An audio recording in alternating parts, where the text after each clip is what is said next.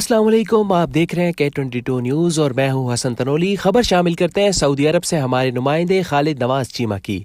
Saudi अरब के साहिली शहर जद्दा में यौम तासीस जोशो खरोश से मनाया गया। मकामी गुलकार नईम सिंधी ने अरबी और उर्दू गाने गाकर समा बांधा। ढोल की थाप सुनकर हाजरीन झूमने पर मजबूर हो गए। पाकिस्तानी कम्युनिटी की नुमाया शख्सियात सना शुएब, अरीज सिकंदर और दीगर की जानिब से मुनक्ता तकरीब में सऊदी और पाकिस्तानी शहरियों ने भरपूर शिरकत की। नईम सिंधी ने आवाज़ का जादू जगाकर शुरका के दिल मोह लिए। मनचले उर्दू, पंजाबी, पश्तो और बलोची गानों पर रक्स करते रहे।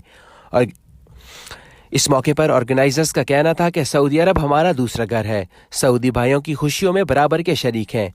तकरीब में शरीक पाकिस्तानी कम्युनिटी ने सऊदी अरब की तामीर व तरक्की में अपना किरदार अदा करने के अज़्म का इयादा किया।